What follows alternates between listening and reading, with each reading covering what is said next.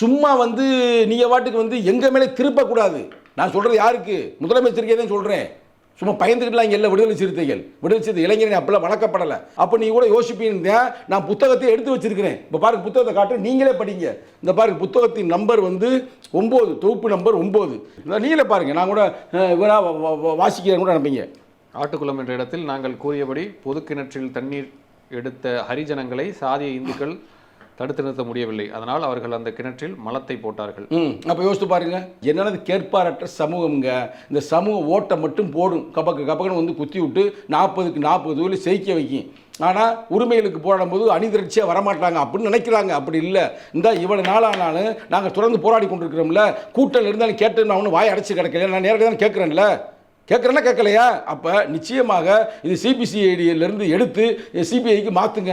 ஒரு மூத்த வழக்கறிஞர், பட்டியலின மக்களுக்காக தொடர்ந்து குரல் கொடுக்கக்கூடிய ஒரு வழக்கறிஞர், அவரே இந்த விசாரணை, அரசினுடைய விசாரணை சரியான நடைபெறல, சரியான திசையில் போகலை அப்படின்னு சொல்றாருல்ல.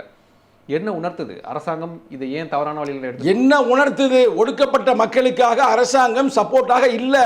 ஒரு ஊரா போலீஸா எல்லாம் சேர்ந்துதான். நான் ஒன்றும் பெரிய இந்த நாகரிகமாக தோடி நம்ம கூட்டணியில் இருக்குன்னு சொல்லக்கூடாது அப்படிலாம் இல்லை. என்ன அரசாங்கம் இதோட என்ன வேலை?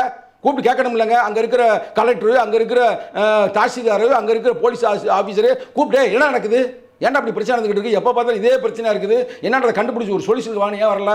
போலீஸ் வந்து அந்த சாதி வரிகளோடு சேர்ந்துக்கிட்டு அவங்களே அடிச்சு மண்டை உடைச்சிருக்கிறாங்க. அப்போ எவ்வளோ பெரிய தவறு. அப்புறம் சமூக நீதி மண்ணுன்னு பேசுறீங்க. அதுதாங்க நானும் கேட்குறேன் உங்கள்கிட்ட. அரசியல் ரீதியாக நாங்கள் சனாதனவாதிகளை எதிர்க்கிறோம் அப்படின்றத தாண்டி இன்னைக்கு காலங்காலமாக இந்த சமூக நீதி மண்ணுன்னு பேசிக்கிட்டு இருக்க தமிழ்நாட்டில் இன்னமும் சாதிய கொடுமைகள் நடந்துகிட்டே தானே இருக்கு. அதுதான் பெரிய கொடுமையா இருக்கு.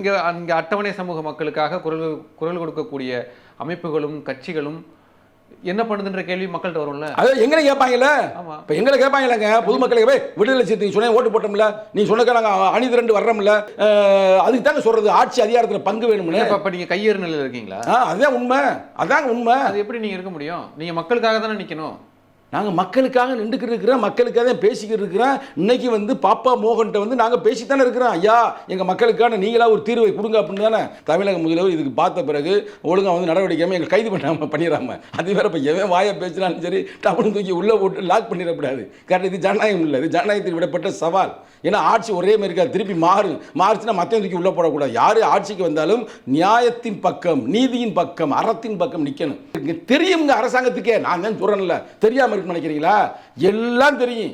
பாவப்பட்ட ஜென்மம் இந்த மக்கள், இவங்க இப்படி செஞ்சு விட்டாங்கலாம் தெரியும். ஆனால் கைது பண்ணோம்னா ஓட்டு போயிடும். அங்கே யாராவது ஒரு அமைச்சர் இருப்பார், எனக்கு தெரியாது எந்த அமைச்சர் என்ன அமைச்சர்லாம் தெரியாது.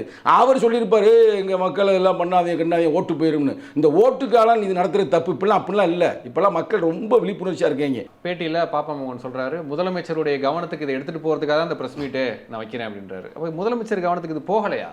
அவர் தெரிஞ்சிருக்கணும்ல தமிழ்நாட்டில் நடக்கிறது எல்லாமே. அதுக்கு நான் இப்படி கத்தி பேசியிருக்கிறேன்.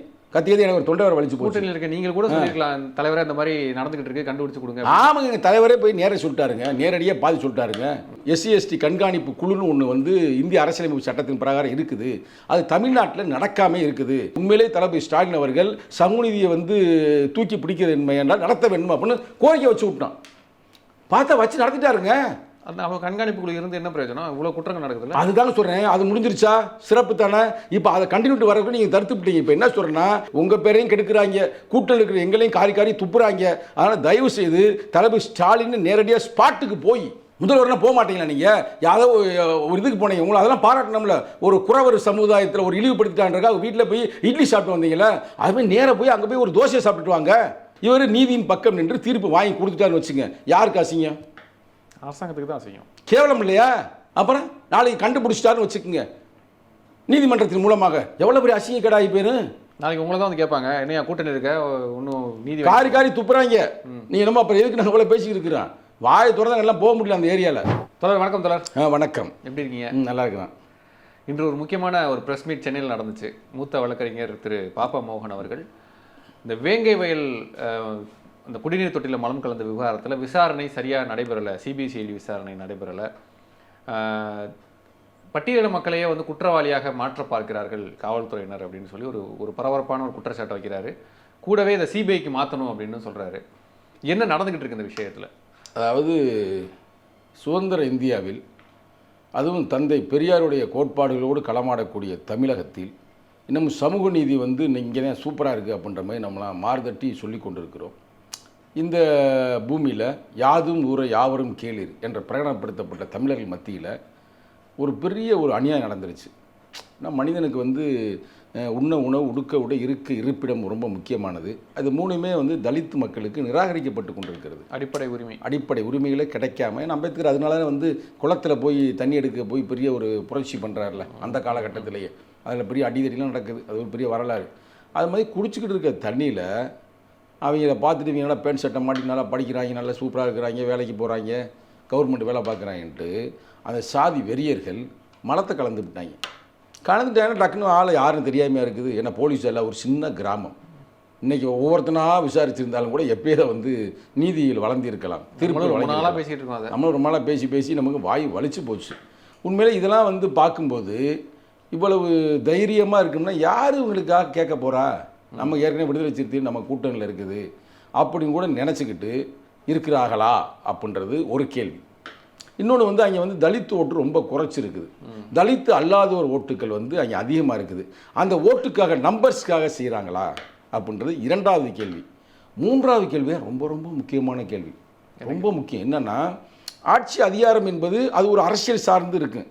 அதேமாதிரி நிர்வாக அமைப்புன்னு இருக்குது பார்த்தீங்களா, அந்த போலீஸு இன்னும் இருக்கிற அந்த தாசில்தார் இவங்கெல்லாம் நிர்வாகத்தில் வந்து அவங்க ஆட்சி அதிகாரம் 5 ஆண்டுகளுக்கு ஒரு இடம் மாறிக்கிட்டு தான் இருக்குது. ஆனால் அவங்க மாறுறது இல்லைல்ல.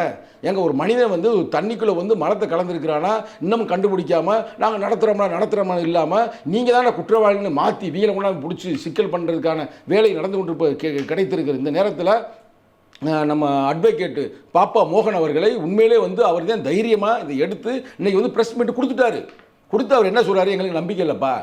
இன்றைக்கி வந்து சமூக நீதிக்காக போராடுகின்ற தளபதி ஸ்டாலின் அவர்கள் இந்த விஷயத்தை வந்து அவர் ஒழுங்காக பார்க்கலையா, அவர் பார்க்க வேண்டும் என்பதற்காகத்தான் கவனம் இருக்க வேண்டும் என்பதற்காக இந்த ப்ரெஸ் மீட்டே நான் கொடுக்குறேன் அப்படின்னு அவர் கொடுத்துவிட்டு என்ன பண்ணுறாரு, சிபிசிஐடி மேலே எனக்கு நம்பிக்கை இல்லை, சிபிஐக்கு மேலே மாற்றுங்கன்றாரு. அப்போ நம்பிக்கை இல்லாதனால மாற்றுறாரு. அப்போ கோவம் இது ஒரு கேவலமாக நடக்கும் பொழுது அமைதியாக இருக்க சொல்றீங்க. நீங்கள் பார்த்து கண்டுபிடிங்கன்னு சொல்ல சொல்கிறீங்களா? ஏங்க எவன் செஞ்சானா அவனை தூக்கி உள்ளே போட வேண்டியதானங்க.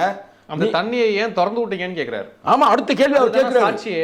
அவர் மெயினே சொல்கிறார், தண்ணியை ஏன் திறந்தீங்க, அதான சாட்சி. இப்போ யார் வச்சா என்ன எதுவும் கண்டுபிடிக்கணும்னு வந்தமே திறந்து விட்டது யார்? தாசில்தார், அங்கே இருக்கிற போலீஸ் அதிகாரி திறந்து விட்டாங்களா, அவங்க தான் முதல் குற்றவாளின்ற மாதிரி அவர் சொல்கிறாருல்ல. அது நடக்கும் பிரதர். இது வந்து இங்கே பாருங்க, இது தலைமுறையாக இந்த சுதந்திர இந்தியாவில் ஒடுக்கப்பட்ட மக்களுக்கு எதிராக நடத்தப்படுகின்ற ஒரு வகையான ஒரு தீண்டாமை. சும்மா வந்து நீங்கள் வாட்டுக்கு வந்து எங்கள் மேலே திருப்பக்கூடாது. நான் சொல்கிறது யாருக்கு? முதலமைச்சருக்கே தான் சொல்கிறேன். சும்மா பயந்துக்கிட்டலாம் இங்கே இல்லை. விடுதலை சிறுத்தை இளைஞரை அப்பெல்லாம் வளர்க்கப்படலை. இது என்ன ஒரு கேவலமான ஒரு செயல் இல்லையா? நாங்களே போய் எங்கள் இதில் போய் நாங்கள் மலத்தை போடுவோமா? இவங்க மலத்தை போடுவாங்க சாதி வெறியை எல்லாரையும் சொல்ல, ஒரு 2-3 பேர் எல்லாரும் மக்கள்லாம் அப்படிலாம் இல்லை. அந்த வெறியில் செய்திருக்கிறார் என்பதற்கு புரட்சி அம்பேத்கருடைய தொகுப்பு இருக்குது பார்த்தீங்களா, 9வது தொகுப்பு, அதிலே பதிவு செய்திருக்கிறாருங்க. யாரு? புரட்சி அம்பேத்கர். அந்த காலத்தில் 1950களில் நடந்திருக்குன்னு. என்னன்னா, மதுரை மாவட்டத்தில் இந்த மேலாவளவு சின்னாகரம்பட்டிலாம் இருக்குது பார்த்தீங்களா, அந்த ஏரியாவில் சாதி கொடுமைகள் ரொம்ப அதிகமாக இருக்குது. அதுக்கு பக்கத்தில் ஆட்டுக்குளம் என்ற ஊர் இருக்குது.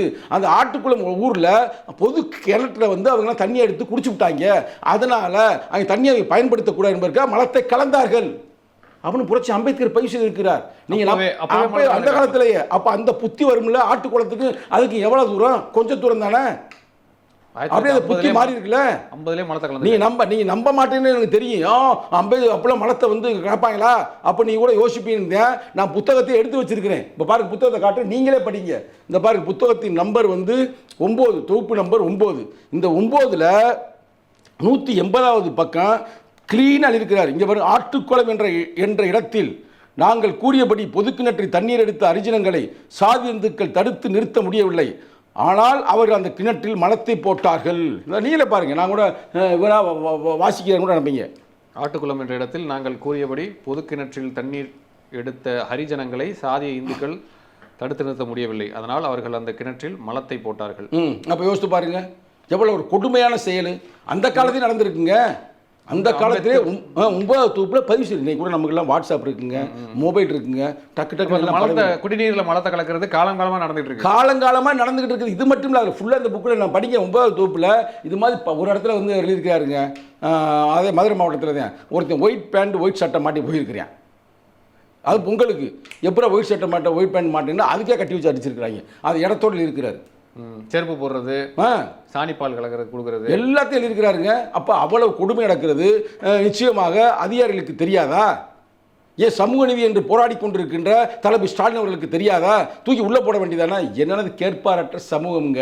இந்த சமூக ஓட்டை மட்டும் போடும், கப்பக்கன்னு வந்து குத்தி விட்டு 40க்கு 40 தொழில் செய்க வைக்கும்.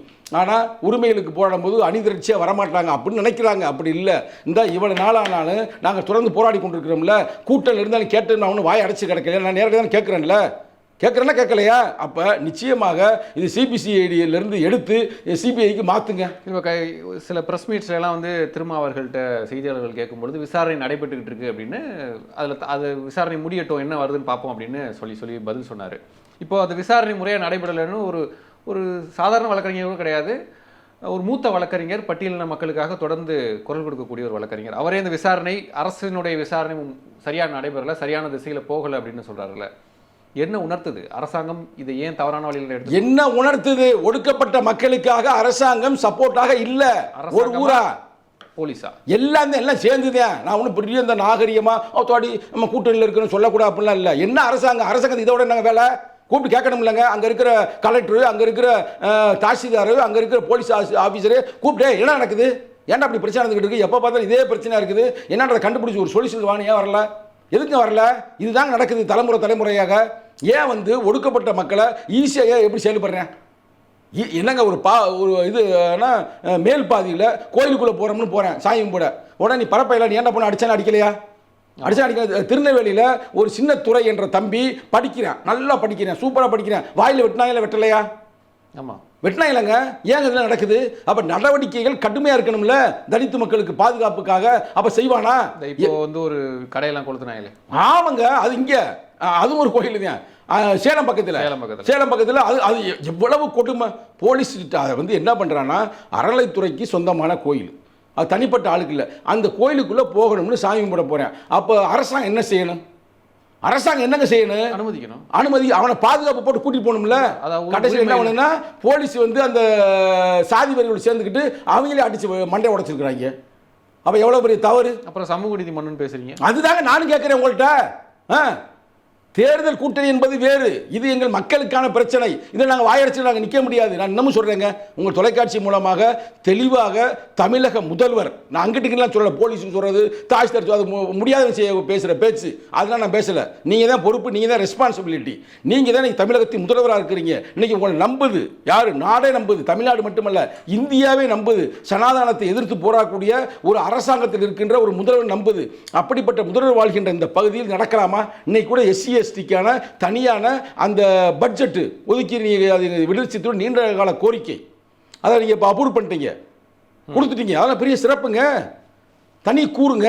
கண்டிப்பாக பார்த்தீங்களா, பேப்பரை பார்த்தீங்களா, அதெல்லாம் சிறப்பாக இருக்குல்ல. அப்போ ஏன் குற்றவாளி கண்டுபிடிக்க வேண்டியதானே? கண்டுபிடிச்சவன் தூக்கி உள்ளே போட வேண்டியதானே? இந்த வேங்கவேல் சம்பவத்துக்கு பிறகு தொடர்ச்சியாக இந்த குடிநீர் தொட்டியில் மலம் கலக்கிற சம்பவங்கள் நடந்துச்சு பள்ளிக்கூடத்தில். ஆமாங்க, நிறைய இடங்கள் நடக்க ஆரம்பிச்சிச்சு. அப்போ நம்ம அரசியல் ரீதியாக நாங்கள் சனாதனவாதிகளை எதிர்க்கிறோம் அப்படின்றத தாண்டி இன்னைக்கு காலங்காலமாக இந்த சமூக நீதி மண்ணுன்னு பேசிக்கிட்டு இருக்க தமிழ்நாட்டில் இன்னமும் சாதிய கொடுமைகள் நடந்துகிட்டே தானே இருக்கு. இங்கே அட்டவணை சமூக மக்களுக்காக குரல் கொடுக்கக்கூடிய அமைப்புகளும் கட்சிகளும் என்ன பண்ணுதுன்ற கேள்வி மக்கள்கிட்ட வரும்ல. அது எங்களை கேட்பாங்கல்ல. இப்போ எங்களை கேட்பாங்கல்லங்க, பொதுமக்களுக்கு போய் விடுதலை சிறுத்தை சொன்ன ஓட்டு போட்டோம்ல, நீ சொன்னக்க நாங்கள் அணிதிரண்டு வர்றோம்ல, எத்தனை பேர் வந்தாங்க தெரியுமா அந்த மாநாட்டுக்கு? நானே பார்த்தேன்ல, மாநாட்டில் அந்த ஊரே வந்துருந்துச்சு.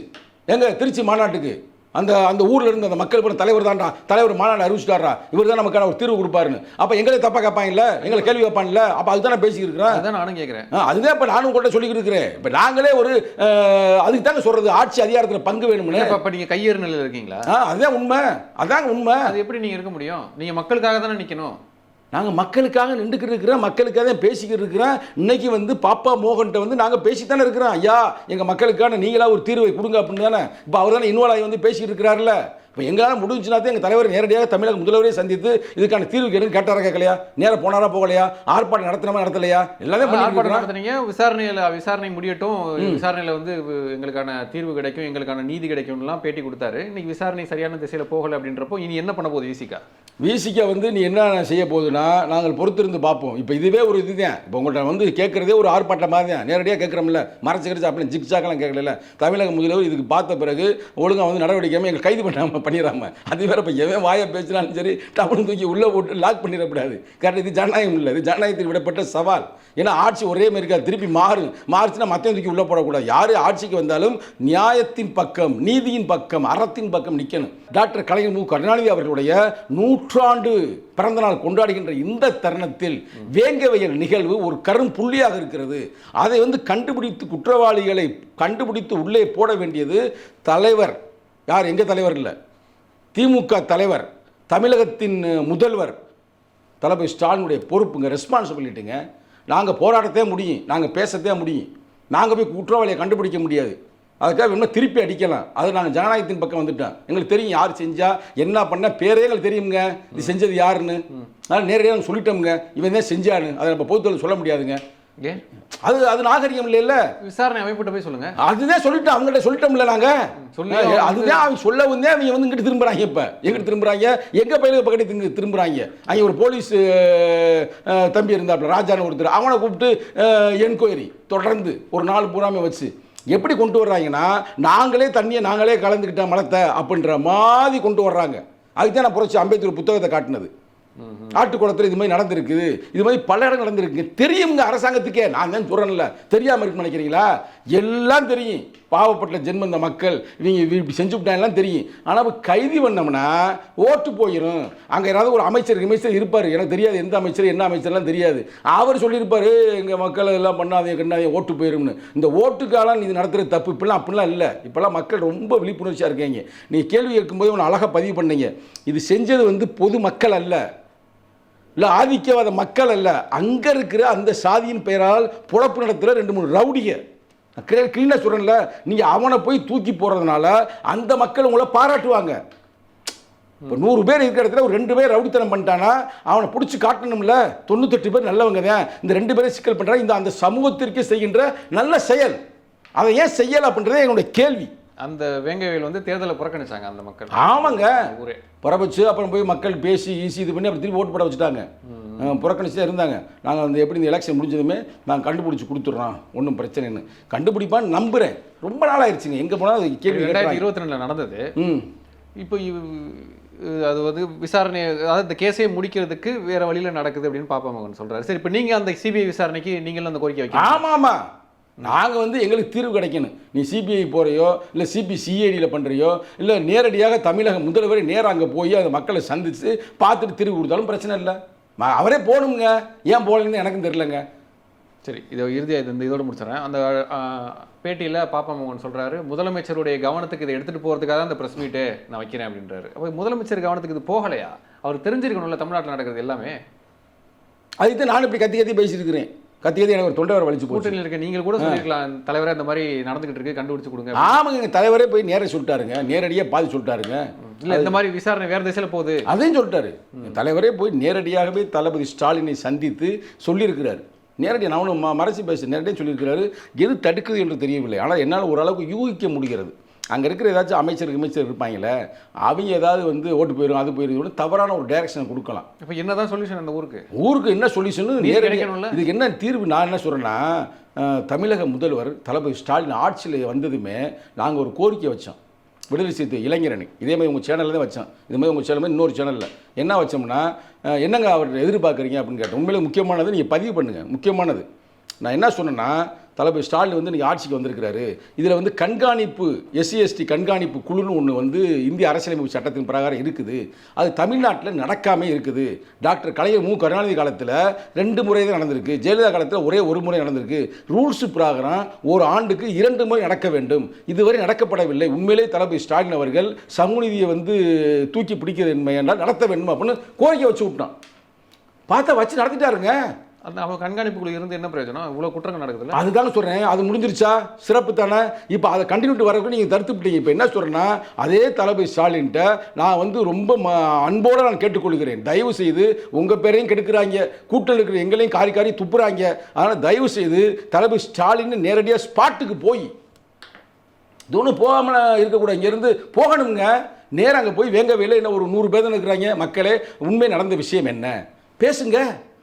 முதல்வர்லாம் போக மாட்டீங்களா? நீங்கள் யாரோ ஒரு இதுக்கு போனீங்க, உங்களை அதெல்லாம் பாராட்டணும்ல. ஒரு குறவர் சமுதாயத்தில் ஒரு இழிவுபடுத்திட்டான்றக்கா வீட்டில் போய் இட்லி சாப்பிட்டு வந்தீங்களா?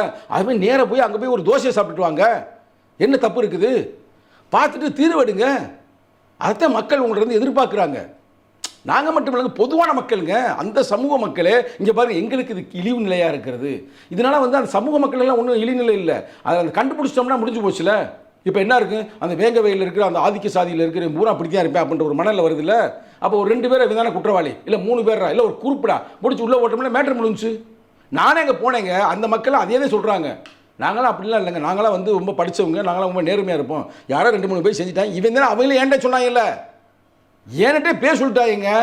இவங்க தான் செஞ்சுருக்குது. அங்கே இருக்கிற சில ஊராட்சி மன்ற தலைவருக்கு, பழைய ஊராட்சி மன்ற தலைவருக்கு உள்ள பிரச்சனை இல்லை, இது நடந்திருக்கு. இப்போ உங்களுக்கு புரியும் நினைக்கிறேன். அங்கே நடந்திருக்குது அப்படின்னு சொல்லியாச்சு. அப்போ இது வந்து உங்களால் கண்டுபிடிக்க முடியாதா? இது என்ன பெரிய விஷயமா? இப்போ இவங்களுக்கு என்னன்னா, அப்படி இப்போ சொல்லிட்டோம்னா கண்டுபிடிச்சிட்டோம்னா ஓட்டுக்கிட்டு போயிருமோ அப்படின்ற ஒரு எண்ணம். ஏன்னா 5000 ஓட்டு. குற்றவாளியை தானே பார்க்கணும், குற்றவாளிக்கு பின்னாடி இருக்க சமூகத்தை. அதைத்தான் நான் சொல்கிறேன். அதுதான் நான் சொல்கிறேன். நான் சொல்கிற கருத்து அந்த கருத்து தான். ஆனால் இப்போ என்ன ஆகும் நல்லா யோசித்து பாருங்கள். இப்போ அண்ணன் பாப்பா மோகன் உள்ளே குதிச்சிட்டார். நீங்கள் ஏற்கனவே பல விஷயங்களை வந்து காளிவண்ணைய யுவராஜ் அவன்லாம் வெளியில் வந்து ஸ்டைலாக வந்து தூக்கி உள்ளே போட்டது யார்? அவர் தானே. அப்புறம் இன்னொரு பொண்ணு, இப்படி பல விஷயங்கள் பிரச்சனை இல்லை. அவர் அண்ணன் தான் இறங்கி இது பண்ணார். இப்போ அவர் இந்த விஷயத்துக்கு உள்ளே வந்துட்டார். இவர் நீதியின் பக்கம் நின்று தீர்ப்பு வாங்கி கொடுத்துட்டாருன்னு வச்சுங்க. யாருக்கு அசிங்கம்? அரசாங்கத்துக்கு தான் அசிங்கம். கேவலம் இல்லையா? அவர் போய் கேட்குறாரு, என்னை விட ரொம்ப டீசெண்டாக கேட்குறாரு. சமூக நீதி என்று சொல்லி கொண்டு ஆட்சி நடத்துகின்ற தமிழக முதல்வர் இதை ஏன் என்ன கண்டுக்கிறாம இருக்க? கேட்டாரா கேட்கலையா? நானா கேட்க சொன்னேன். அவர் பொதுவான ஆள் தானே. அவர் தலித் அல்லாத ஒருத்தர் தானே, கேட்குறாருல்ல. அப்புறம் நாளைக்கு கண்டுபிடிச்சிட்டாருன்னு வச்சுக்கோங்க, நீதிமன்றத்தின் மூலமாக எவ்வளோ பெரிய அசிங்கக்கேடாகி போயிரும், ரொம்ப சிக்கலாகி போயிருங்க. இதெல்லாம் உடனே யார் அவங்க அட்வைஸர் ஒழுங்க சரியில்லைன்னு நினைக்கிறேன். ஆமாம், அப்படி தான் எனக்கு அது மாதிரி டவுட்டாக இருக்குது. இல்லைங்க, நான் இது ஏதாவது இங்கே பாருங்க, வேறு பிரச்சனை தான் நம்ம இவ்வளோ பேச போகிறதில்ல. எங்கள் மக்களுக்கு நாங்கள் தாங்க பாதுகாப்பு. நாங்கன்னா என்ன, அதற்காக கட்சி நடத்துகிறேன். தலைமுறையாக வந்து கழுத்தை வெட்டுறேன், கேவலப்படுத்துகிறேன். அதே மாதிரி ஆணவ கொலை செய்கிறேன். பள்ளிக்கரணில் இப்போ நடந்துச்சுல்ல, இதை அது ஆணவ கொலைக்கு தனி சட்டத்தை இயற்ற வேண்டும் என்று நான் கோரிக்கை வைத்திருக்கிறோம். நாளைக்கு உங்களை தான் வந்து கேட்பாங்க, என்ன கூட்டணி இருக்க ஒன்றும் நீதி காரி துப்புறாங்க. நீ என்னமோ அப்புறம் எதுக்கு நான் இவ்வளோ பேசிக்கிட்டு இருக்கிறேன்? வாயை திறந்தாங்க எல்லாம் போக முடியல அந்த ஏரியாவில். புதுக்கோட்டை ஏரியாவில் போனாலே என்ன பண்ணுறீங்க, விடுதலை சிறுத்தை இளைஞர்னு சொல்லிவிட்டு கம்முன்னு இருக்கிறீங்களா அப்படின்னு கேட்குறாங்க. இல்லை எல்லாம் பேசித்தான் இருக்கிறோம், அதுக்கான சொல்யூஷன் கிடைக்கும் அப்படின்ற மாதிரி நாங்கள் தொடர்ந்து போராடி கொண்டு இருக்கிறோம்.